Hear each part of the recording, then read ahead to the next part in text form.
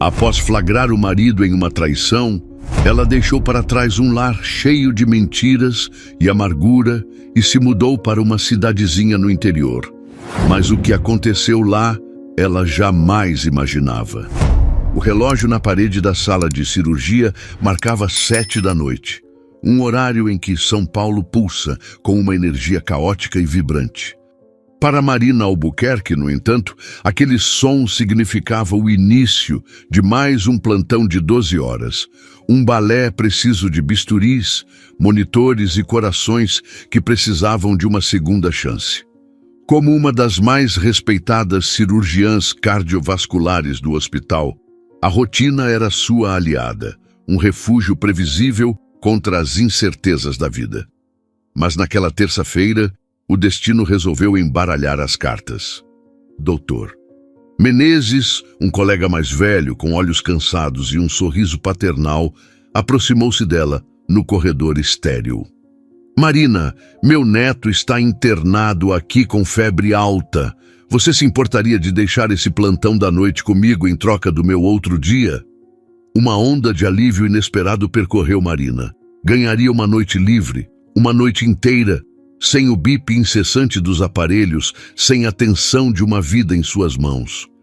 A imagem de seu marido, Ricardo, e de seu filho, Lucas, de 8 anos, surgiu instantaneamente em sua mente. Ricardo provavelmente estaria trabalhando até tarde em sua empresa de investimentos, como sempre. Lucas já deveria estar dormindo, com os cabelos castanhos espalhados pelo travesseiro. Claro, Menezes, pode ficar sem problemas. Dê um beijo no seu neto por mim e melhoras. Ela respondeu com uma genuína empatia. Enquanto trocava o pijama cirúrgico pela roupa do dia a dia, uma ideia começou a florescer, um pequeno broto de espontaneidade em meio à sua vida meticulosamente planejada. Surpreender Ricardo. A rotina, embora segura, havia se tornado uma névoa densa entre eles.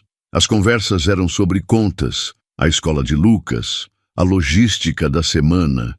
O romance havia se tornado um item de luxo, guardado para aniversários e datas comemorativas.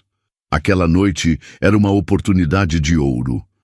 No caminho para casa, ela parou em uma delicatessen sofisticada. Escolheu um Malbec argentino, encorpado e complexo, o favorito de Ricardo. Ao lado, uma caixa de chocolates belgas, amargos e recheados com ganache de avelã, os preferidos dela. Imaginou a cena. Ela chegaria em silêncio, acenderia algumas velas, e eles poderiam conversar, rir, talvez até se lembrar do casal que eram antes das responsabilidades os soterrarem. Um sorriso discreto curvou seus lábios. Era um plano simples, mas carregado de uma esperança que ela não sentia há muito tempo. O porteiro do prédio, seu Afonso, a cumprimentou com o aceno de cabeça de sempre. Boa noite, doutora Marina. Chegando mais cedo hoje? Uma folga inesperada, seu Afonso. Uma noite de sorte, ela respondeu, sentindo o peso da palavra sorte de uma forma que, em minutos, se tornaria uma ironia cruel. Ao girar a chave na fechadura do apartamento no 15º andar, uma estranha quietude a recebeu. Não era o silêncio vazio de uma casa desocupada, mas um silêncio tenso, como o ar antes de uma tempestade. As luzes da sala estavam apagadas, exceto por um abajur que lançava uma luz âmbar sobre a poltrona de couro. A pasta de trabalho de Ricardo estava jogada no sofá, um sinal de que ele já havia chegado. Lucas, ela presumiu, brincava ou já dormia profundamente em seu quarto. Ela deixou a bolsa e as compras sobre a bancada de mármore da cozinha, tirando os sapatos para não fazer barulho. Queria que a surpresa fosse perfeita. Foi então que ouviu. Não era um som alto, mas claro o suficiente para cortar o silêncio. Uma voz feminina, que definitivamente não era a sua. Vinha do corredor que levava aos quartos. Seu coração, que ela passava os dias consertando nos outros, deu uma única e dolorosa pancada contra suas costelas. O ar pareceu ficar rarefeito. Cada instinto de cirurgiã treinado para analisar, diagnosticar e agir sob pressão, entrou em alerta máximo. Ela se moveu pelo corredor, seus pés descalços mal tocando o piso de madeira. A porta do quarto de Lucas estava entreaberta. Uma espiada rápida confirmou que ele dormia profundamente, alheio ao drama que se desenrolava a poucos metros dali. A voz soou novamente, mais alta desta vez, vinda do quarto do casal. Era um som de intimidade, de cumplicidade. Foi seguida pela voz grave de Ricardo, um murmúrio indistinto, mas carregado de um tom que ela conhecia bem, um tom que ele não usava com ela há anos. O sangue de Marina gelou. Ela parou em frente à porta, a mão pairando sobre a maçaneta fria de metal. Uma parte dela queria fugir, voltar no tempo, aceitar o plantão e viver na ignorância segura de sua rotina. Mas a mulher que enfrentava a morte todos os dias não podia recuar diante da verdade, por mais devastadora que fosse. Com um movimento firme, ela girou a maçaneta e empurrou a porta. A cena que a recebeu foi um quadro grotesco, uma pintura a óleo da mais pura traição. A luz do abajur ao lado da cama iluminava duas figuras. Ricardo, seu marido há 12 anos, o homem com quem construiu uma vida, estava sentado na beirada da cama sem camisa. E em pé, de costas para a porta, estava uma mulher. Uma mulher que vestia o seu robe de seda. Não um robe qualquer, mas o robe que Ricardo lhe deu no último aniversário. Uma peça cara, de um tom azul profundo, que, segundo ele, combinava com seus olhos. A mulher se virou ao som da porta se abrindo. Era Larissa, a assistente pessoal de Ricardo. Jovem, com um sorriso que agora parecia predatório e um corpo que o robe de seda de Marina abraçava, como se tivesse sido feito para ela. O choque no rosto de Larissa foi rapidamente substituído por um desafio silencioso. Ricardo levantou-se de um salto, o pânico estampado em seus olhos. Marina, o que você está fazendo aqui? Você não tinha plantão? A pergunta era tão absurda, tão patética, que por um instante Marina quase riu. A adrenalina inundou seu sistema, afiando seus sentidos, clareando sua mente. A dor viria depois. Agora era a hora da precisão cirúrgica. Ela deu um passo para dentro do quarto, o olhar fixo, primeiro em Ricardo, depois em Larissa, que permanecia parada, uma estátua de descaramento envolta em sua seda roubada. Tire, disse Marina, a voz baixa, mas cortante como um bisturi. Larissa franziu a testa. O quê? Tire o meu robe, agora! Cada palavra foi uma ordem, desprovida de histeria, mas carregada com o peso de uma autoridade inquestionável. Larissa olhou para Ricardo, buscando apoio, mas ele estava paralisado, incapaz de formular uma frase coerente. Marina, eu posso explicar... Não há nada para explicar, Ricardo. Há apenas o que eu estou vendo. Ela o interrompeu, sem desviar o olhar de Larissa. Eu disse para tirar. Com as mãos trêmulas, Larissa desfez o nó na cintura. O robe de seda deslizou por seus ombros e caiu no chão, formando uma poça azul aos seus pés. Ela ficou ali, exposta e diminuída, a arrogância evaporando sob o olhar gélido de Marina. Marina então se virou para Ricardo. O homem que ela amou, o pai de seu filho, parecia um estranho, um covarde. A humilhação queimava em seu peito, uma ferida aberta e purulenta. A imagem daquele robe em outra mulher, no quarto deles, na cama deles, seria uma cicatriz que jamais desapareceria. Eu quero que vocês dois saiam da minha casa. Como você foi capaz de fazer isso e ainda com meu filho em casa? Ela disse, a voz ainda controlada, mas com uma vibração de fúria contida. Peguem suas coisas. Eu vou para o quarto de Lucas. Vocês têm 10 minutos. Se quando eu voltar, um de vocês ainda estiver aqui, eu chamo a polícia. Marina, por favor, vamos conversar. Ele tentou, dando um passo em sua direção. Não se atreva a chegar perto de mim, ela sibilou, e pela primeira vez a emoção crua transpareceu. Apenas saia. Ela se virou. sem olhar para trás, e caminhou até o quarto de Lucas, fechando a porta suavemente para não acordá-lo. Sentou-se na pequena poltrona ao lado da cama do filho, o único porto seguro em meio ao naufrágio de sua vida. Ouviu os sons abafados de roupas sendo jogadas em uma mala, de sussurros apressados e raivosos. O som da porta da frente, batendo, ecoou pelo apartamento, não como um ponto final, mas como o tiro de partida para uma corrida que Marina não sabia que estava prestes a começar. Por um longo momento, ela permaneceu imóvel na poltrona ao lado da cama de Lucas, o corpo rígido, a mente um turbilhão de imagens fragmentadas, o hobby de seda azul no chão, o pânico nos olhos de Ricardo, o sorriso desafiador de Larissa. Cada detalhe era um caco de vidro em sua memória.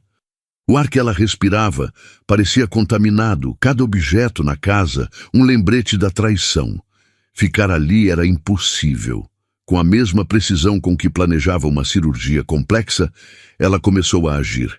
Primeiro, pegou uma mochila de Lucas e colocou dentro o essencial: pijama, escova de dentes, seu urso de pelúcia favorito, uma troca de roupa. Para si mesma, pegou apenas a bolsa, o celular e as chaves do carro. Não olhou para o quarto do casal. Não se permitiu sentir a dor da perda. Naquele momento, ela não era uma esposa traída. Era uma mãe em modo de proteção. Com Lucas adormecido em seus braços, um peso quente e familiar contra seu peito, ela deixou o apartamento sem olhar para trás, fechando a porta de uma vida que acabara de ruir. O único nome que veio à sua mente foi o de Patrícia. Patrícia, sua amiga desde a faculdade de medicina, a madrinha de Lucas, a âncora em todas as tempestades. Eram quase 2 da manhã quando Marina tocou o interfone do prédio dela, no outro lado da cidade. A voz sonolenta de Patrícia do outro lado da linha foi um bálsamo. Mari, aconteceu alguma coisa? Aconteceu tudo, Pati. Posso subir? A pergunta era uma formalidade. Patrícia a esperava na porta, já vestida com um moletom, o rosto vincado de preocupação. Ela não fez perguntas. Apenas olhou para o rosto pálido de Marina, para o pequeno Lucas dormindo em seu colo, e abriu os braços. Naquele abraço apertado e silencioso, Marina finalmente permitiu que a primeira rachadura aparecesse em sua armadura. Não chorou, mas um tremor incontrolável percorreu seu corpo. Vem, entra, leva ele para o quarto de hóspedes. Patrícia disse em voz baixa, guiando-a pelo apartamento. Depois de acomodar Lucas na cama, cobrindo-o com um edredom macio, Marina voltou para a sala. Patrícia a esperava com 2 canecas de chá de camomila fumegante. Sentaram-se no sofá, a cidade de São Paulo adormecida do lado de fora da janela. Ricardo, Marina disse, a palavra saindo como um veneno, com a assistente dele na nossa cama. Patrícia soltou um palavrão baixo e furioso. Ela segurou a mão de Marina, os dedos gelados dela encontrando o calor da amiga. Não houve conselhos vazios, nem frases feitas. Apenas a presença sólida de alguém que entendia que, às vezes, o silêncio é a única resposta possível. Ficaram ali, acordadas, enquanto a noite se arrastava, o chá esfriando nas canecas. Marina não conseguia fechar os olhos. Cada vez que tentava, a imagem do hobby azul no chão se projetava na escuridão de suas pálpebras. O futuro, que antes era uma estrada pavimentada e previsível, congressos médicos, a formatura de Lucas, viagens de férias planejadas com anos de antecedência. Agora era um abismo. A casa, o casamento, a vida social que compartilhavam, tudo se desfez em pó. Mas em meio aos escombros, uma única certeza se solidificava a cada minuto que passava. Ela não podia continuar em São Paulo. A cidade, que antes representava suas conquistas e ambições, agora parecia uma gaiola dourada. Cada esquina, cada restaurante, cada parque estaria impregnado de memórias, de fantasmas, de uma felicidade que se revelara uma farsa. E Lucas, Como ela poderia criá-lo em um ambiente de brigas, de acusações, de um divórcio litigioso que certamente se arrastaria pelos tribunais? Ela não queria que seu filho crescesse em meio a essa toxicidade, aprendendo sobre o amor através do exemplo de um relacionamento quebrado. Eu vou embora, Patty, ela disse de repente, a voz firme, surpreendendo a si mesma. Patrícia a olhou, os olhos buscando qualquer sinal de hesitação. Embora para onde, Mari? Eu não sei. Para longe. Um lugar calmo. Um lugar onde o Lucas possa subir em árvores e sujar os pés de terra. Onde o ar seja limpo e as pessoas se cumprimentem na rua. Um lugar onde a gente possa recomeçar. Só nós dois. Eu não quero enfrentar tudo isso aqui. São muitas lembranças, muito sofrimento. A ideia, que nascera como um impulso de fuga, começou a tomar a forma de um plano. Um plano de sobrevivência. Patrícia, sempre prática, levantou-se e voltou com seu notebook. Se você está falando sério, vamos ver o que existe. As primeiras luzes da manhã começavam a pintar o céu de cinza quando elas iniciaram a busca. Imóveis rurais, casas de campo, chácaras à venda. As palavras-chave abriram um portal para um mundo distante da selva de pedra paulistana. Viram fotos de sítios modernos com piscinas de borda infinita, casas de condomínio com segurança 24 horas. Nada parecia certo. Eram apenas versões menores e mais verdes da vida que ela estava deixando para trás. Foi então que um anúncio discreto, quase perdido no meio de tantos outros, chamou sua atenção. Não tinha fotos profissionais, apenas imagens simples, tiradas provavelmente com um celular. Chácara antiga na Serra da Mantiqueira, dizia o título. As fotos mostravam uma casa de varanda ampla, com pilares de madeira e janelas azuis desbotadas. Havia um pomar com árvores que pareciam velhas e sábias, um gramado irregular e, ao fundo, a silhueta imponente das montanhas. A descrição era curta. Propriedade com grande potencial, necessita de cuidados, motivo da venda, saúde. O preço era surpreendentemente acessível, quase baixo demais para ser verdade. Era uma fração do que valia o apartamento em São Paulo. Para Marina, aquilo não era um sinal de problema, mas de oportunidade. Ela não estava procurando perfeição. Estava procurando um refúgio, um lugar para reconstruir. A casa parecia ter uma alma, uma história. As paredes descascadas e a madeira envelhecida não a assustavam. Pelo contrário, pareciam acolhedoras, como se a casa também tivesse suas próprias cicatrizes. É essa? Marina sussurrou, apontando para a tela. Patrícia aproximou o rosto, analisando as imagens com um olhar cético. Mari, isso fica no meio do nada. A casa parece que vai desabar. E essa história de motivo de saúde pode ser complicada. É exatamente por ser no meio do nada que eu a quero, respondeu Marina, uma convicção crescendo em seu peito. Eu não preciso de luxo, Patty. Eu preciso de paz. Preciso de um lugar onde eu possa me curar, esquecer de tudo e onde o Lucas possa ser criança de verdade. Ela olhou para o número de telefone no anúncio. Era um número fixo, algo raro nos dias de hoje. Sentiu um impulso, uma urgência em saber mais. Não era apenas uma casa, era um farol de esperança na noite escura de sua alma. A imagem daquela varanda, com a promessa de manhãs tranquilas e o som do vento nas árvores, sobrepôs-se à memória do quarto profanado. Ali, naquele anúncio simples, estava o primeiro passo para longe do passado. Ela pegou o celular, o coração batendo com uma mistura de medo e excitação. Ela iria ligar, iria descobrir quem estava do outro lado daquela linha e talvez do outro lado de sua nova vida. Com o dedo pairando sobre a tela do celular, Marina sentiu uma hesitação que durou apenas um segundo. Era o medo do desconhecido lutando contra a necessidade desesperada de escapar do conhecido. A necessidade venceu. Ela respirou fundo e discou, o som da chamada ecoando no silêncio do apartamento de Patrícia. Depois de vários toques, longos e arrastados, uma voz atendeu do outro lado. Era uma voz masculina, frágil e um pouco rouca, como folhas secas sendo arrastadas pelo vento. Alô? Bom dia.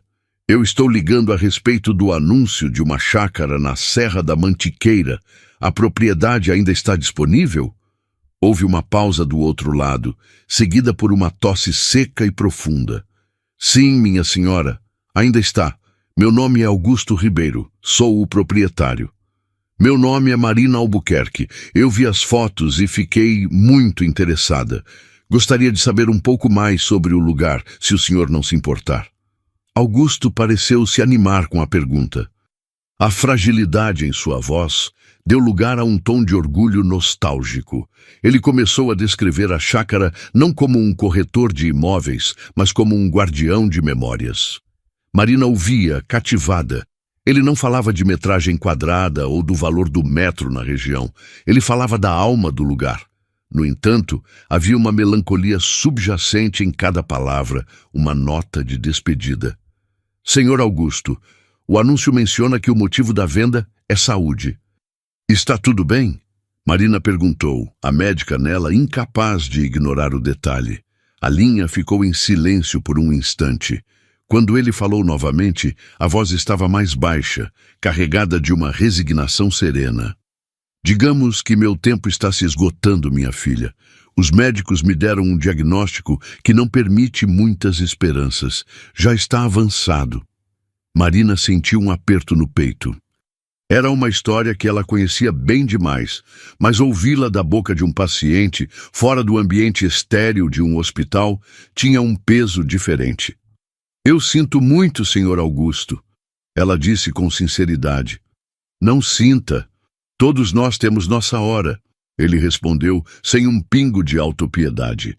Mas é por isso que estou vendendo. Não tenho herdeiros. Minha esposa se foi há muitos anos. Não quero que este lugar, que foi tudo para mim, vire ruína ou caia nas mãos de gente que só quer especular.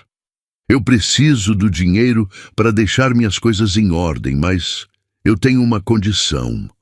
Qual seria? Perguntou Marina, a curiosidade aguçada. Eu gostaria de vender a propriedade, mas continuar morando aqui, na pequena edícula dos fundos. Até o fim. Eu não atrapalharia em nada. Só quero morrer olhando para as minhas árvores. A proposta era inusitada, beirando o absurdo para qualquer comprador convencional. Patrícia, que ouvia a conversa ao lado, balançava a cabeça em negação, os olhos arregalados. Mas para Marina, aquilo não soou como um problema. Soou como um pacto. Aquele homem não estava apenas vendendo uma propriedade. Estava procurando alguém para passar o bastão, para cuidar de seu legado. E ela não estava apenas comprando uma casa. Estava procurando um santuário. A condição dele, de alguma forma, tornava tudo mais real, mais humano. Eu entendo, disse Marina para a surpresa de Patrícia. Senhor Augusto, eu gostaria muito de conhecer o senhor e a chácara. Eu tenho um filho de 8 anos, o Lucas. Nós poderíamos ir até aí neste fim de semana? Um tom de genuína surpresa e alegria surgiu na voz de Augusto. Mas é claro, seria uma honra. Vou esperar por vocês. A porteira estará aberta. No sábado de manhã, Marina colocou um Lucas no carro. Ela não havia entrado em detalhes sobre a traição. Apenas disse que eles precisavam de um tempo fora de São Paulo e que iriam visitar um lugar novo e especial. A viagem de quase 3 horas foi uma transição. A cada quilômetro, os arranha-céus davam lugar a colinas verdes. O ar pesado da cidade era substituído por uma brisa fresca que entrava pelas janelas. Lucas, que começou a viagem emburrado e grudado no tablet, logo se esqueceu do aparelho, fascinado pela paisagem, pelas vacas pastando e pelas pequenas cidades que cruzavam. Seguindo as instruções de Augusto, eles saíram da estrada principal e entraram em uma via de terra batida, ladeada por árvores altas, e então eles a viram. A chácara era exatamente como nas fotos, mas infinitamente mais encantadora. A casa, com sua pintura descascada e janelas azuis, parecia um organismo vivo, respirando em harmonia com a natureza ao redor. A porteira de madeira estava, como prometido, aberta. Um homem idoso, magro e de cabelos brancos como algodão, estava de pé na varanda, apoiado em uma bengala. Ele usava calças de brim e uma camisa xadrez simples. Seu rosto era um mapa de rugas gentis, e seus olhos, embora cansados, brilhavam com uma luz inteligente e acolhedora. Era Augusto Ribeiro. Quando Marina estacionou o carro, ele desceu os degraus da varanda com uma lentidão cuidadosa e veio ao encontro deles com um sorriso que iluminou seu rosto. "Sejam bem-vindos", ele disse, a voz exatamente como no telefone. "Você deve ser a Marina, e este rapazinho bonito deve ser o Lucas." Lucas, normalmente tímido com estranhos, olhou para Augusto e, em vez de se esconder atrás das pernas da mãe, deu um pequeno sorriso. "Olá", disse Marina, apertando a mão que ele lhe estendia.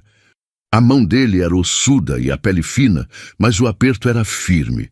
"É um prazer finalmente conhecê-lo, Sr. Augusto, e este lugar é ainda mais bonito pessoalmente." "A beleza dele está nos detalhes", disse Augusto piscando um olho para Lucas.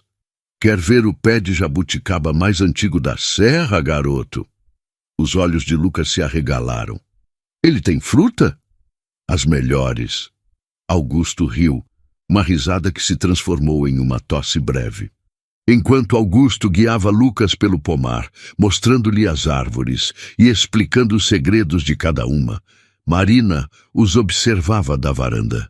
Ela viu seu filho, o menino de apartamento que tinha medo de insetos, tocar a casca de uma árvore com reverência e rir abertamente quando Augusto lhe contou uma história sobre um sabiá ladrão de amoras. Uma paz que ela não sentia há anos começou a se instalar em seu coração. O encontro foi mais do que uma visita imobiliária. Foi um encontro de almas. Eles tomaram café com bolo na cozinha antiga, conversaram sobre a vida, sobre perdas e sobre a importância de ter um lugar para chamar de lar. Augusto falou de sua falecida esposa, Glorinha, com um amor que o tempo não diminuiu. Marina, sem entrar em detalhes sórdidos, falou de sua necessidade de um recomeço, de um porto seguro para seu filho. Naquele ambiente, cercada pela honestidade da natureza e pela serenidade daquele homem, a decisão de Marina se solidificou. Não era uma escolha lógica, ditada por planilhas e análises de mercado. Era uma escolha do coração. Aquele lugar, com seu dono gentil e sua história palpável, era o único lugar no mundo onde ela se via reconstruindo sua vida. A conexão foi imediata, profunda e inegável. Ela não estava apenas comprando uma chácara, estava sendo acolhida por ela e bateu o martelo. A transição de São Paulo para a pequena cidade na Serra da Mantiqueira foi menos uma mudança e mais uma transplantação. Marina sentia como se tivesse sido arrancada de um solo árido e replantada em terra fértil. Deixou o apartamento de luxo e o seu trabalho no hospital e foi em busca da simplicidade. A burocracia da venda foi resolvida com uma rapidez surpreendente, facilitada pela ausência de ganância de ambas as partes. Marina usou uma parte de suas economias para comprar a chácara, e o acordo com Augusto foi selado com um aperto de mãos na varanda, um gesto que pareceu mais vinculativo do que qualquer contrato assinado em cartório. Os primeiros dias foram uma sinfonia de novidades. O silêncio da noite, antes preenchido pelas sirenes e pelo zumbido constante da metrópole, agora era quebrado apenas pelo coachar dos sapos e o cricrilar dos grilos. O ar da manhã não tinha o cheiro de poluição, mas de orvalho, de terra e de flores. Para Lucas, a mudança foi uma libertação. O menino que vivia em um apartamento, com horários regrados e brincadeiras supervisionadas, de repente tinha um reino inteiro para explorar. O pomar tornou-se seu território sagrado. Ele passava horas subindo nos galhos baixos da jabuticabeira, construindo fortes imaginários com folhas de bananeira e travando batalhas épicas contra exércitos de formigas. Augusto, fiel à sua palavra, mantinha-se discreto em sua edícula, mas sua presença era uma constante reconfortante. Ele se tornou a figura de avô que Lucas nunca tivera. Ensinou-o a reconhecer o canto dos pássaros, a diferenciar uma amoreira de uma pitangueira e a ter paciência para esperar o tempo certo da colheita. As tardes eram frequentemente passadas com os dois sentados nos degraus da varanda. Augusto contando histórias de sua juventude e Lucas ouvindo com uma atenção que jamais dedicara a qualquer tela de tablet. Marina observava essas interações com o coração apertado de gratidão. Aquele homem que entrara em sua vida por acaso estava preenchendo um vazio em seu filho que ela nem sabia que existia. Para si mesma, a adaptação exigiu um ritmo diferente. A adrenalina constante da sala de cirurgia foi substituída por uma calma que, a princípio, pareceu desconcertante. Ela precisava trabalhar, não apenas pela necessidade financeira, mas para manter sua identidade profissional. Com seu currículo impressionante, não foi difícil conseguir uma posição no posto de saúde da cidade vizinha. Um prédio simples, mas que era o coração da comunidade local. Trocar a cirurgia cardiovascular de alta complexidade pelo atendimento clínico geral foi um exercício de humildade e redescoberta. Em vez de corações abertos em uma mesa de operação, ela agora lidava com joelhos ralados de crianças, tosses persistentes de agricultores, pressões altas de senhoras que lhe traziam um pedaço de bolo a cada consulta. No início, ela se sentiu subutilizada, a memória de suas mãos salvando vidas em procedimentos de ponta ainda muito viva. Mas aos poucos, ela começou a enxergar um outro tipo de medicina, uma medicina de proximidade, de escuta, de cuidado contínuo. Ela não era mais a doutora Albuquerque, uma figura de autoridade distante. Era a doutora Marina, a médica que sabia o nome do cachorro de seus pacientes e perguntava sobre a colheita de milho. As manhãs se tornaram seu ritual de cura. Antes de Lucas acordar, ela saía para a varanda com uma xícara de café. Sentada na cadeira de balanço de vime, que já pertencia à casa, ela observava a névoa se dissipar sobre as montanhas, revelando lentamente a paisagem. Naqueles momentos de quietude, ela se permitia sentir. A dor da traição ainda estava lá, uma brasa latente sob as cinzas, mas não a consumia mais. A humilhação, a raiva, a tristeza vinham em ondas, mas agora eram como as marés, que chegam e se retiram, não mais um tsunami que a afogava.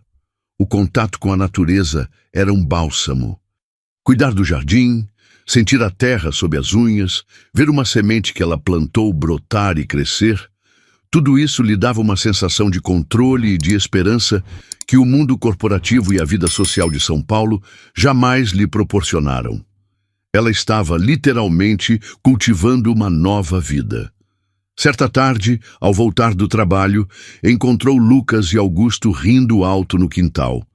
Eles haviam construído uma pequena pipa com bambu e papel de seda e agora tentavam fazê-la voar.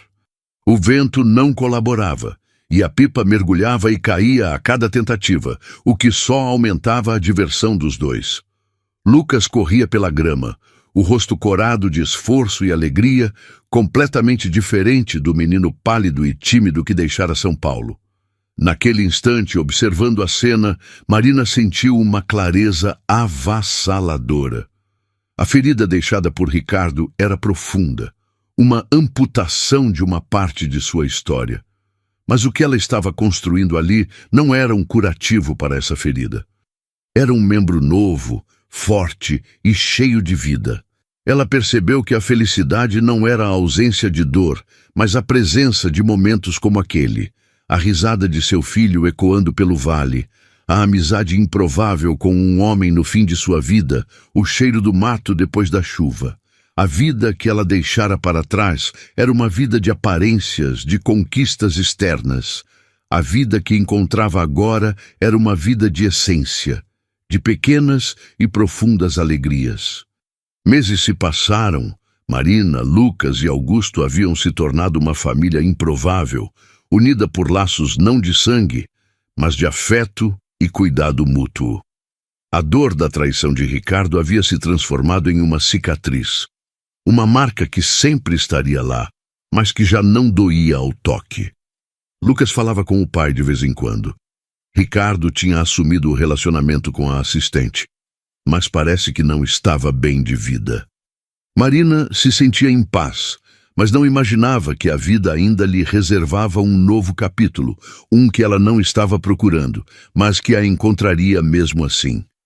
Aconteceu em uma manhã de sábado, na feira de produtores locais da cidade vizinha. Era um evento semanal que se tornara um dos programas favoritos de Marina e Lucas. O lugar fervilhava com vida. Uma mistura de aromas de pão caseiro, queijo fresco e ervas e o som de conversas animadas. Enquanto Lucas se maravilhava com uma barraca que vendia mel em favos, Marina examinava uma banca de cerâmicas artesanais. Foi ao se virar, com uma pequena moringa de argila nas mãos, que ela esbarrou em alguém. "Oh, me desculpe", ela disse, tentando evitar que a peça caísse. Uma mão firme e rápida segurou seu cotovelo, estabilizando-a. "Sem problemas. A culpa foi minha. Eu não estava olhando por onde andava." E Marina levantou o olhar e encontrou um par de olhos castanho claros, quase da cor do mel que Lucas admirava, que a observavam com uma mistura de preocupação e um leve divertimento. O homem era alto, com cabelos escuros, um pouco desalinhados pelo vento, e um sorriso fácil que parecia genuíno. Ele usava uma camisa de linho simples e calças jeans gastas, e havia um lápis de carpinteiro apoiado atrás de sua orelha, como se fosse parte dele. "Acho que sua moringa sobreviveu", ele disse, o sorriso se alargando. "Graças a você." "Obrigada", Marina respondeu, sentindo o rosto corar levemente, uma reação que a surpreendeu. "Eu sou Rafael Moretti." Ele se apresentou, estendendo a mão. O aperto era quente e seguro. "Marina Albuquerque." "Albuquerque, você não é daqui, certo?" Ele perguntou com uma curiosidade amigável. "É tão óbvio assim?" Ela riu. "Só um pouco", ele brincou. "Eu conheço quase todo mundo por aqui. Você é a nova moradora da chácara do seu Augusto, não é? A médica. A pequena cidade e suas notícias que corriam mais rápido que o vento. Sou eu mesma, como você sabe. Eu sou arquiteto, sou apaixonado por construções antigas, e a casa do Augusto é uma das joias da região. Fiquei feliz em saber que alguém que se importa com ela se mudou para lá." Havia uma paixão genuína em sua voz quando falava da casa. Um brilho nos olhos que Marina achou cativante. Nesse momento, Lucas se aproximou, segurando um pequeno pote de mel. "Mãe, podemos levar?" Rafael se abaixou um pouco para ficar na altura de Lucas. "Olá, campeão. Vejo que você tem bom gosto para mel." Lucas, que ainda era seletivo com estranhos, olhou para Rafael e depois para a mãe e pareceu relaxar. "É de flor de laranjeira. O melhor que existe", concordou Rafael. A conversa fluiu com uma naturalidade inesperada. Rafael contou que era especializado em restaurar casas antigas, usando técnicas e materiais tradicionais para preservar a história das construções. Marina sentiu uma conexão imediata com aquele propósito. Ele não queria demolir o velho para construir o novo. Ele queria honrar o passado, dar-lhe um futuro. Era exatamente o que ela estava tentando fazer com sua própria vida. "Sabe", disse Rafael, enquanto caminhavam lentamente entre as barracas, "eu sempre quis dar uma olhada mais de perto naquela varanda. a madeira parece ser original. Se um dia precisar de ajuda com algum reparo, ou apenas de uma opinião, me avise. Eu adoraria ajudar sem compromisso. A oferta era casual, mas para Marina pareceu um convite. A chácara, por mais que a amasse, precisava de cuidados. Havia uma goteira teimosa na cozinha, uma janela que não fechava direito. Eu vou adorar Rafael. Na verdade, tenho uma lista de pequenas coisas que poderiam usar a mão de um especialista. A primeira visita de Rafael à chácara aconteceu na semana seguinte. Ele chegou em uma picape, com uma caixa de ferramentas na caçamba e um bolo nas mãos. Minha avó insiste que eu não devo chegar na casa de ninguém de mãos vazias, explicou ele, com um sorriso tímido. Enquanto ele examinava a goteira, explicando com paciência a causa do problema, Marina se viu observando-o. A maneira como suas mãos, grandes e fortes, manuseavam as ferramentas com delicadeza e precisão. O jeito como ele falava sobre a madeira, a estrutura, a respiração da casa, como se ela fosse um ser vivo. Ele não era apenas um técnico, era um artesão, um artista. Lucas ficou imediatamente fascinado por ele. Rafael o deixou ajudar, entregando-lhe parafusos, explicando o que estava fazendo, tratando-o não como uma criança que atrapalha, mas como um aprendiz. No final da tarde, a goteira estava consertada, e os três estavam sentados na varanda, comendo o bolo da avó de Rafael enquanto o sol se punha. As visitas se tornaram frequentes. Rafael sempre encontrava uma desculpa para passar por lá. Uma vez, era para verificar o telhado, outra para lixar a porta que emperrava. Mas logo as desculpas se tornaram desnecessárias. Ele vinha para ajudar Lucas com um dever de matemática que envolvia geometria, explicando os ângulos usando os caibros do telhado como exemplo. Vinha trazendo mudas de temperos para a horta de Marina, ou um livro raro sobre plantas medicinais que encontrou em um sebo. Ele se encaixou na rotina deles de forma tão sutil e natural que Marina mal percebeu quando começou a esperar por suas visitas. Começou a notar o som do motor da picape de Rafael na estrada de terra e a sentir um pequeno salto de expectativa no peito. Eles desenvolviam longas conversas na varanda, sobre tudo e sobre nada. Sobre seus sonhos, seus passados, suas visões de mundo. Marina se viu contando a ele sobre sua vida em São Paulo, sobre a pressão da carreira, omitindo a parte mais dolorosa da traição, mas compartilhando a sensação de vazio que a levara até ali. Certa noite, depois de um dia em que Rafael ajudou a construir uma pequena estante para os livros de Lucas, eles estavam sozinhos na cozinha, lavando as xícaras de café. A luz era suave, e o único som era o da água correndo. "Você parece feliz aqui, Marina", ele disse, a voz baixa. "Eu estou", ela respondeu sinceramente, "mais do que eu achei que seria possível." Ele parou de secar um prato e se virou para ela. Havia uma intensidade em seu olhar que fez o coração de Marina acelerar. "Você merece ser feliz." O espaço entre eles pareceu diminuir, carregado de uma eletricidade silenciosa. Rafael levantou a mão, como se fosse tocar o rosto dela, mas hesitou, seus dedos pairando no ar por um instante antes de ele recuar, como se lembrasse de algo. Ele deu um pequeno sorriso, um pouco triste, e voltou a secar o prato. "Está ficando tarde. É melhor eu ir." Marina ficou parada, o coração batendo descompassado. Aquele momento não dito, aquele gesto interrompido, foi mais eloquente do que qualquer palavra. Havia algo ali, crescendo no solo fértil daquela nova vida. E pela primeira vez em muito tempo, ela se permitiu sentir a esperança não apenas de um recomeço, mas de um romance. Enquanto a primavera se instalava, trazendo consigo uma explosão de cores no pomar e no jardim que Marina e Rafael haviam começado a cultivar juntos, uma sombra de preocupação começou a pairar sobre a chácara. Augusto, que sempre fora uma presença constante e serena, parecia estar mais frágil. Sua tosse, antes esporádica, tornara-se mais frequente e profunda, um som seco que rasgava a tranquilidade das noites. Ele se cansava com mais facilidade, e os passeios matinais com Lucas pelo pomar foram ficando cada vez mais curtos. Marina, com seu olhar treinado, notava os pequenos sinais. A leve palidez sob a pele curtida pelo sol, a maneira como ele às vezes parava no meio de uma frase para recuperar o fôlego, a perda de apetite que ele tentava disfarçar com desculpas bem-humoradas. Ela respeitava o desejo dele de viver seus últimos dias em paz, sem a interferência de hospitais e tratamentos agressivos. Mas o instinto médico dentro dela se recusava a ficar em silêncio.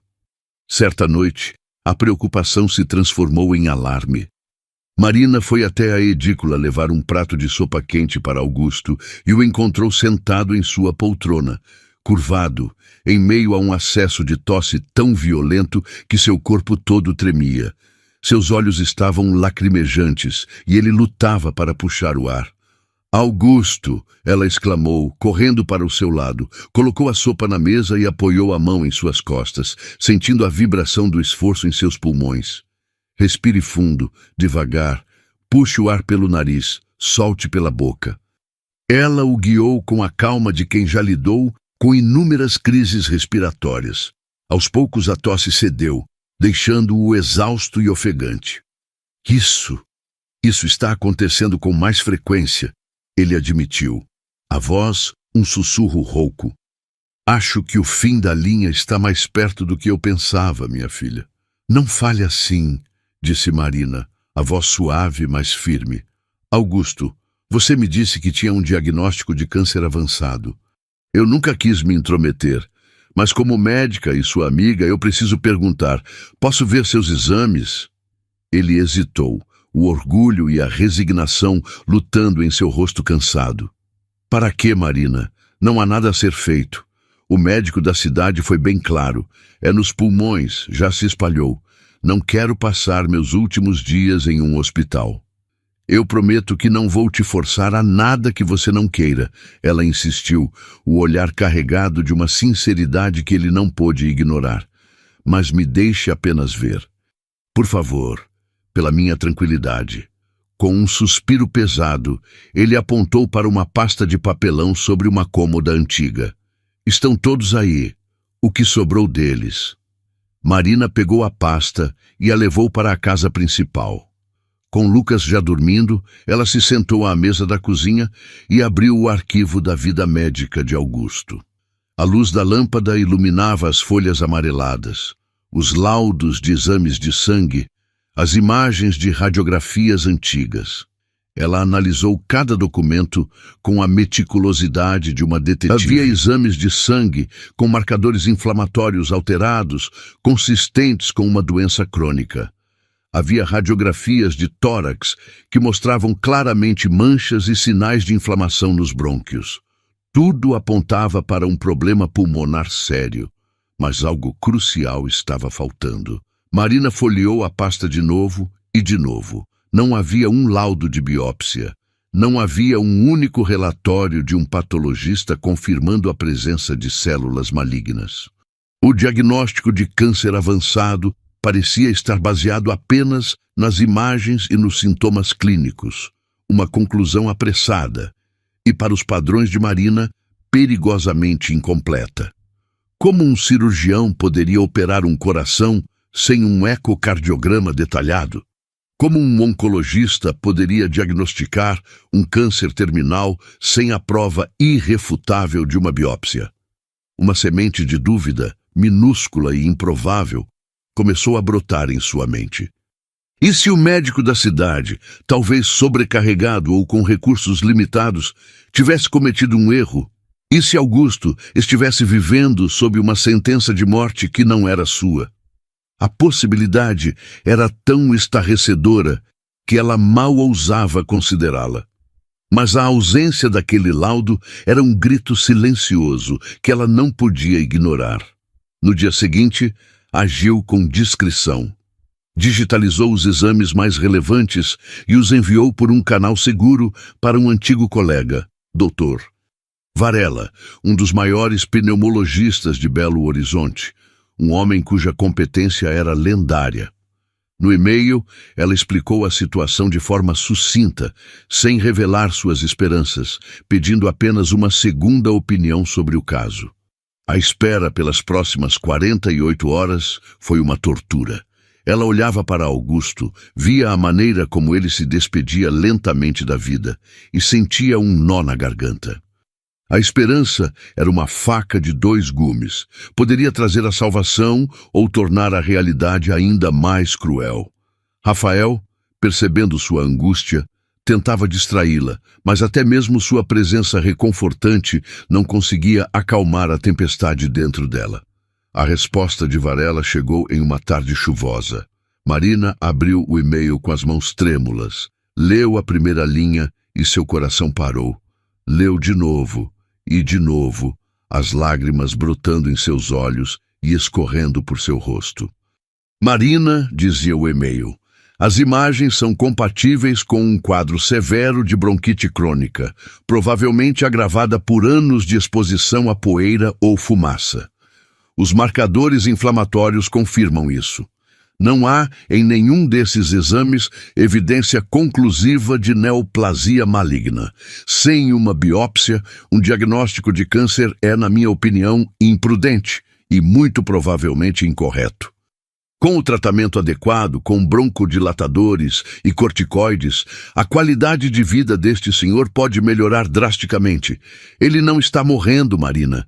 Ele só não está sendo tratado corretamente. As palavras dançavam em sua frente. Não era câncer, era bronquite, uma doença crônica, séria, mas tratável. Augusto não estava morrendo. Ele não precisava morrer.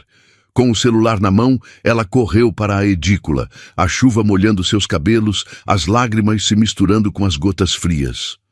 Encontrou Augusto sentado na varanda, observando a chuva cair, exatamente como ele gostava. Augusto, ela disse, a voz embargada pela emoção, tentando controlar o choro. Ele se virou, a preocupação vincando seu rosto ao vê-la naquele estado. Marina, o que aconteceu? É o Lucas? Não, é você, ela conseguiu dizer, aproximando-se dele. Ela se ajoelhou à sua frente, segurando suas mãos enrugadas. Augusto, eu preciso que você me escute. Você não tem câncer. Ele a olhou confuso. Do que você está falando, minha filha? É claro que eu tenho. Não, você não tem. Ela repetiu mais alto, a alegria e o alívio transbordando em sua voz. Você tem uma inflamação séria nos pulmões, uma bronquite crônica. É grave, mas tem tratamento. Eu mandei seus exames para um dos melhores especialistas do país, ele confirmou. Não é uma sentença de morte, Augusto. É uma condição que podemos tratar. Você pode melhorar. Você pode viver. Augusto ficou em silêncio, o olhar perdido na chuva. Ele piscou 1, 2 vezes, como se tentasse processar uma informação em uma língua estrangeira. Lentamente, uma lágrima solitária rolou por sua bochecha e se perdeu nas rugas de seu rosto. Não era uma lágrima de tristeza, mas de um alívio tão profundo, tão avassalador, que parecia doer. Viver, ele sussurrou, a palavra estranha em seus lábios. Naquele momento, o homem que se preparara por anos para morrer recebeu a notícia de que teria que reaprender a viver. E Marina, a médica que viera para o campo em busca de sua própria cura, acabara de dar ao seu amigo o presente mais precioso de todos, o futuro. Sob os cuidados de Marina, que coordenava o tratamento com o especialista de Belo Horizonte, Augusto começou uma transformação notável. A tosse diminuiu, a respiração se tornou mais fácil e, semana após semana, a cor voltou ao seu rosto. Ele abandonou a bengala em um canto da edícula e retomou seus passeios pelo pomar, desta vez não para se despedir, mas para planejar as futuras colheitas. A alegria de viver, que ele havia guardado como uma relíquia, voltou a brilhar em seus olhos. A felicidade na chácara era palpável. Para Marina, parecia que a vida finalmente havia encontrado seu eixo. Ela havia construído um santuário, um refúgio seguro contra as tempestades do passado. Mas as tempestades, ela estava prestes a descobrir, nem sempre respeitam os muros que erguemos. O passado chegou na forma de um envelope timbrado, entregue por um motoboy que se perdeu 2 vezes na estrada de terra antes de encontrar a chácara. O remetente era um escritório de advocacia de São Paulo. O assunto, uma proposta de acordo de divórcio enviada por Ricardo. O coração de Marina gelou. Nos últimos meses, ela havia se concentrado tanto em construir o futuro que mal dedicara energia para desmantelar o passado. O divórcio era uma formalidade pendente, um fantasma que ela evitava. Agora, ele estava ali, em suas mãos, em um papel caro e com letras impessoais. Sentada na varanda com Rafael ao seu lado, oferecendo um apoio silencioso, ela abriu o envelope. O documento era longo e repleto de jargão jurídico, mas a essência da proposta era clara e, à primeira vista, chocante. Ricardo estava sendo incrivelmente, inacreditavelmente generoso. Ele abria mão do apartamento em São Paulo, que ficaria integralmente para Marina. E o mais surpreendente, ele oferecia a ela 70% das ações de sua empresa de investimentos, a RA Capital, o empreendimento que foi o orgulho de sua vida. Em troca, ele pedia apenas que o processo fosse amigável, rápido e sem alardes. Rafael assobiou. 70%? Marina, isso é uma fortuna. Parece que ele está tentando comprar o seu perdão. Mas Marina conhecia Ricardo. Generosidade não era uma palavra em seu vocabulário. Arrependimento, talvez, mas um arrependimento que o levasse a abrir mão do controle de sua empresa? Impossível. O homem que ela conhecera lutaria com unhas e dentes por cada centavo. Aquilo não era uma oferta de paz, era uma jogada. Ela só não sabia qual. Não, disse ela, o instinto gritando mais alto que a lógica. Isso não faz sentido. Ricardo ama aquela empresa mais do que amou a mim ou a qualquer outra pessoa. Ele não a entregaria assim. Há algo errado aqui. A desconfiança, a mesma que a fez questionar o diagnóstico de Augusto, acendeu um alerta vermelho em sua mente. Ela não era mais a esposa ingênua que acreditava nas aparências. A vida na Mantiqueira a havia ensinado a olhar sob a superfície, a procurar por raízes e pragas. Eu preciso de um advogado, ela decidiu. Mas não um tubarão de São Paulo. Alguém daqui. Alguém que entenda de gente, não apenas de leis. Augusto, que se aproximara ao ver o envelope, sugeriu um nome, Dr. Afonso, um advogado da cidade vizinha. Ele é um homem velho e rabugento, mas é mais honesto que um dia de sol e conhece os truques dos espertalhões da cidade grande, disse Augusto. Ele me ajudou a não cair no golpe de uma construtora querendo comprar minha chácara. No dia seguinte, Marina estava sentada no escritório modesto de Dr. Afonso. O lugar cheirava a papel antigo e café forte. O advogado era exatamente como Augusto o descrevera. Um homem de seus 70 anos, com óculos na ponta do nariz e um olhar que parecia enxergar através das paredes. Ele leu a proposta de Ricardo em silêncio, os lábios finos se contraindo ocasionalmente. Ao terminar, ele tirou os óculos, limpou-os lentamente com um lenço e fixou o olhar em Marina. Minha senhora. Ele começou, a voz grave. Seu ex-marido é um homem muito esperto ou acha que a senhora é muito tola. O que o senhor quer dizer? Perguntou Marina, o coração apertado. Quero dizer que esta proposta não é um presente. É uma armadilha, uma bomba relógio que ele está tentando colocar no seu colo. Dr. Afonso se inclinou para a frente, a expressão séria. Eu tenho alguns contatos, velhos amigos no mundo financeiro. Tirei amanhã para fazer umas ligações discretas sobre a RA Capital. A empresa do seu marido, doutora. Marina está quebrada. Pior que isso, está afundada em dívidas. A revelação caiu sobre Marina como uma pedra. Ele fez investimentos de altíssimo risco que deram errado, continuou o advogado. Pegou empréstimos enormes usando a empresa como garantia. Há processos trabalhistas, credores batendo a porta. A empresa não vale nada. Na verdade, ela tem um passivo, uma dívida, que é gigantesca. As ações que ele está lhe oferecendo generosamente não são um ativo, são um fardo. Se a senhora assinar este acordo, a partir do momento em que o divórcio for homologado, 70% daquela dívida colossal passa a ser sua. Ele se livra do problema, declara falência pessoal e sai limpo, enquanto a senhora, como acionista majoritária, seria a responsável por arcar com o rombo. Ele não está tentando te compensar, ele está tentando te destruir. O ar faltou nos pulmões de Marina. A crueldade do plano era de uma perversidade que ela mal podia compreender. Ricardo não queria apenas se livrar dela, ele queria aniquilá-la. Queria garantir que ela ficasse sem nada, atolada em dívidas pelo resto da vida, pagando pelos erros dele. A traição no quarto do casal foi um ato de paixão e egoísmo. Aquilo era diferente. Aquilo era um golpe frio, calculado, desumano. Era a tentativa de assassinato de seu futuro. Um calafrio percorreu sua espinha. Ela se lembrou da expressão de Ricardo naquela noite, do pânico em seus olhos. Não era apenas o medo de ser pego. Era o medo de um homem cujo império estava desmoronando e que via nela a oportunidade perfeita para encontrar um bode expiatório. Ela se levantou, a raiva substituindo o choque, uma fúria fria e precisa, a mesma que sentira na noite da traição, mas agora amplificada por meses de cura e autoconfiança. Ele a subestimara.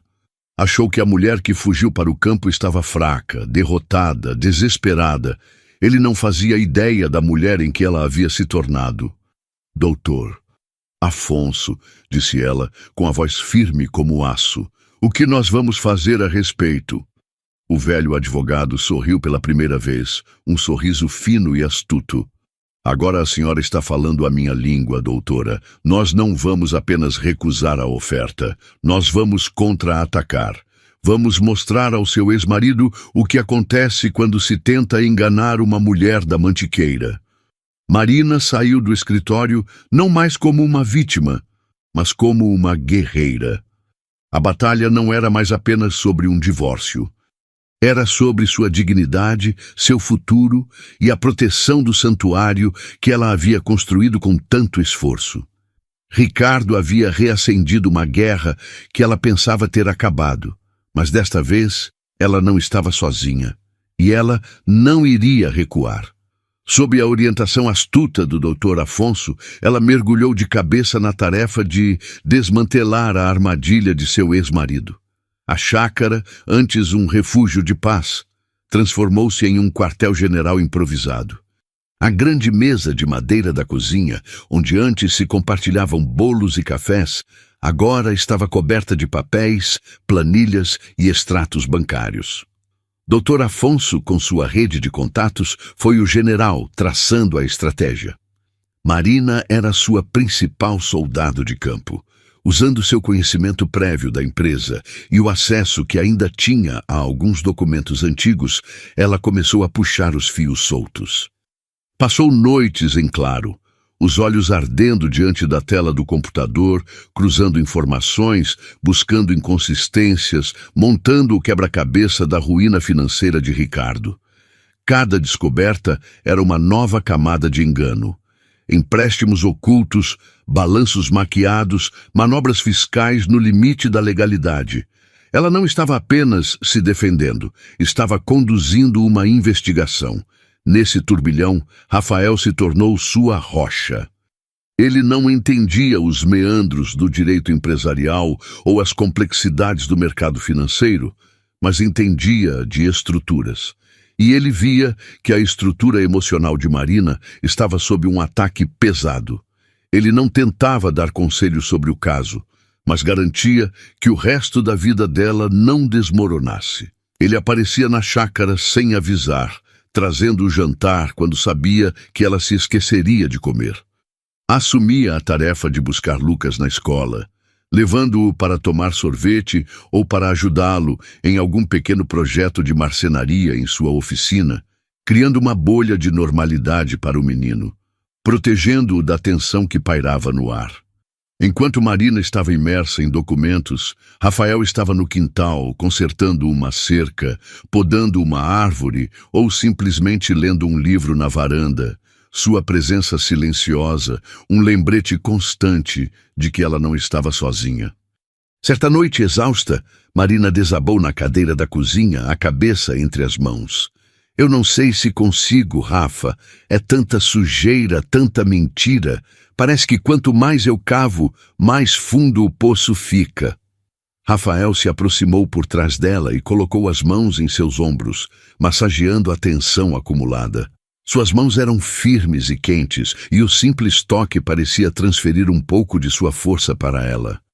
Você consegue, ele disse, a voz baixa e segura. Você é a mulher mais forte que eu conheço, Marina. Você enfrentou a traição, mudou de vida, construiu um lar para o seu filho e deu a Augusto uma segunda chance. É a médica mais querida dessa cidade. Isso aqui. Ele gesticulou para os papéis. É só mais uma estrutura podre que você precisa expor antes de demolir. E você não está fazendo isso sozinha. Ela se inclinou para trás, apoiando a cabeça em seu peito e fechou os olhos, buscando refúgio no som do coração dele, no cheiro de madeira e terra que ele carregava consigo. Mas o conforto se misturou a algo mais. Uma eletricidade que vinha do toque dele, uma consciência aguda de sua proximidade. Ela se virou na cadeira para encará-lo, o rosto a centímetros do dele. A gratidão em seus olhos se misturava com uma pergunta silenciosa, um desejo que ela mal ousava admitir. Eu não teria chegado até aqui sem você, ela sussurrou.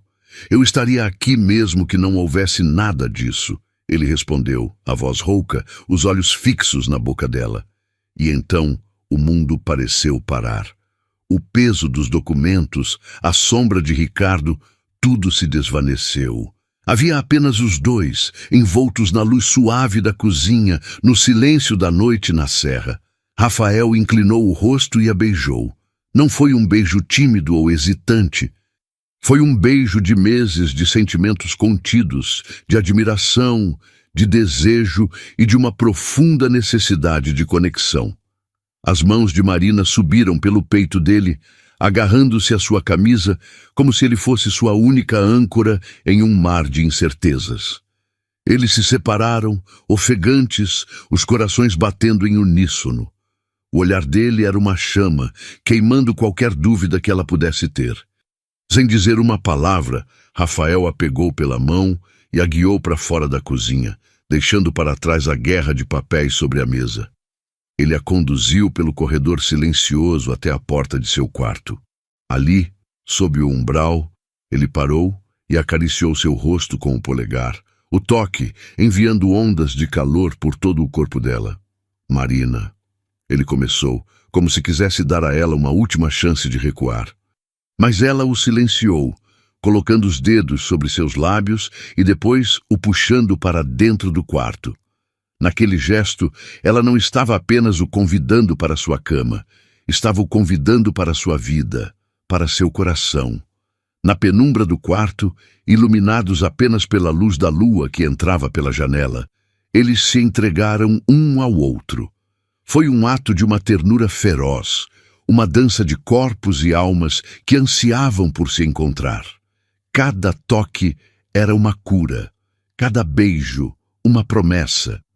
Naquela noite, nos braços de Rafael, Marina não era mais a mulher traída ou a guerreira em batalha. Ela era simplesmente uma mulher sendo amada, completa e incondicionalmente. E pela primeira vez em uma eternidade, ela se sentiu inteiramente em casa.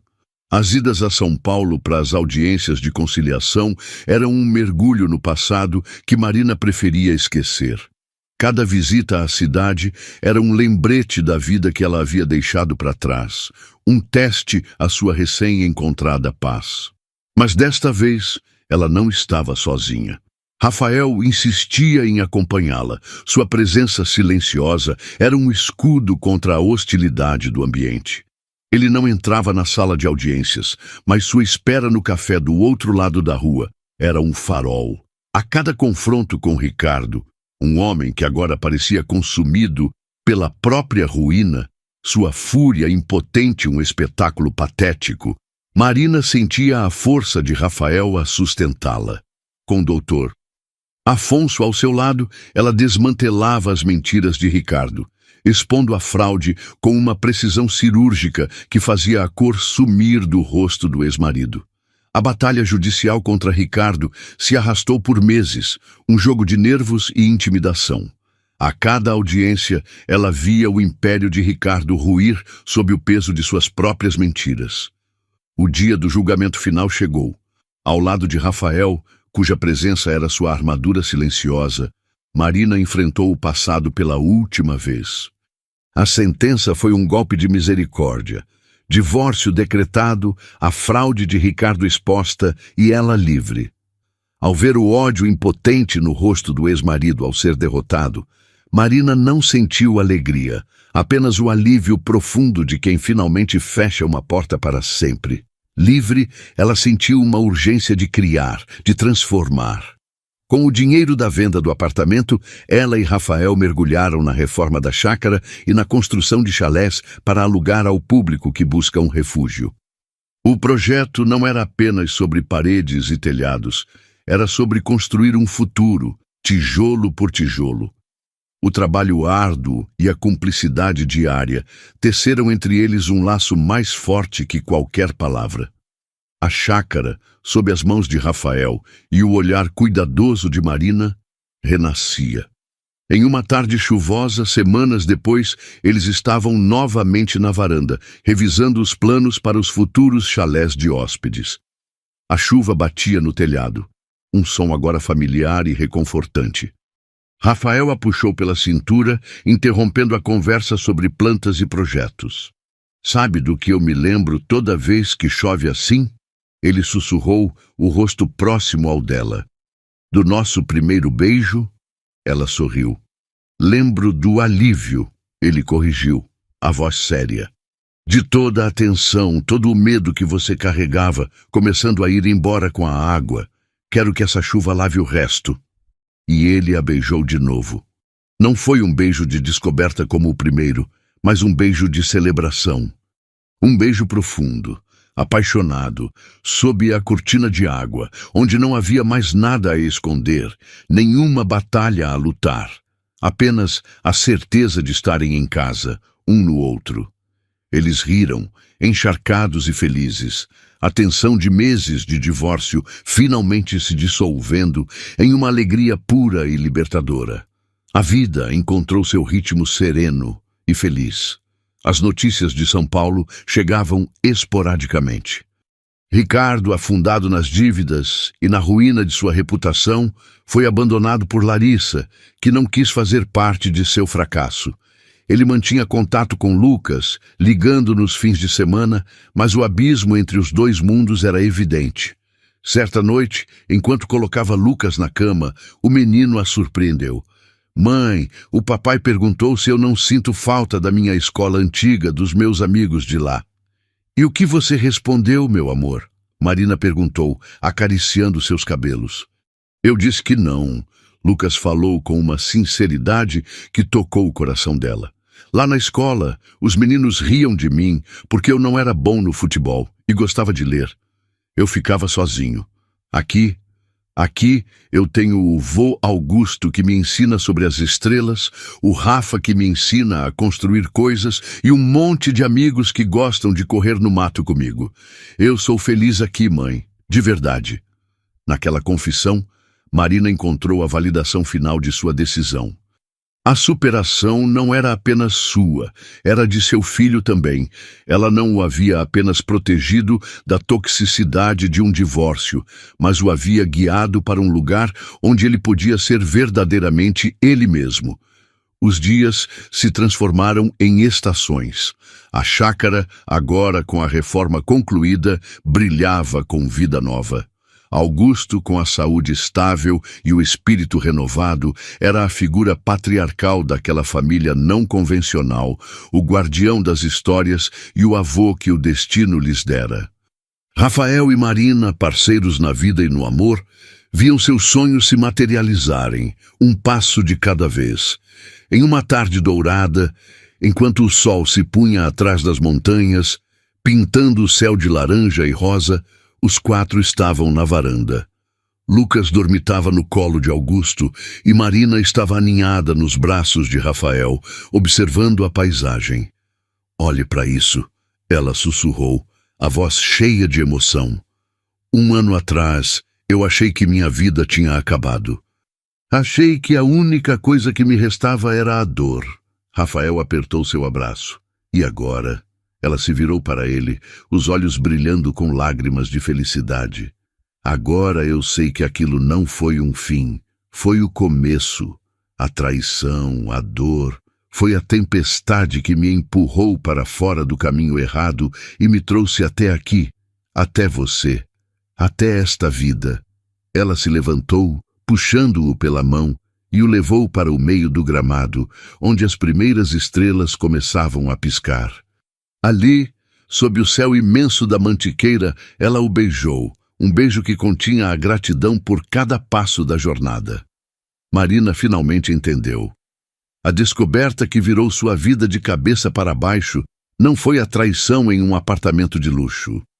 Foi a descoberta de que a verdadeira felicidade não estava em uma carreira de sucesso ou em uma vida de aparências, mas na simplicidade de um pôr do sol, na risada de um filho, no toque de um amor verdadeiro e na paz de um lar construído sobre fundações de verdade, resiliência e esperança. Ela não apenas sobreviveu, ela renasceu. E naquele pedaço de paraíso, ela encontrou muito mais do que havia perdido. Encontrou a si mesma. Se você se emocionou com essa história de superação e amor, não se esqueça de deixar o seu like para nos ajudar a levar mais histórias como esta a outras pessoas. E queremos saber de qual cidade você está assistindo. Comente aqui embaixo. Vamos adorar ver até onde nossa história viajou. E inscreva-se no canal e ative o sininho para não perder nenhum capítulo das nossas próximas grandes histórias. Um grande abraço e até a próxima.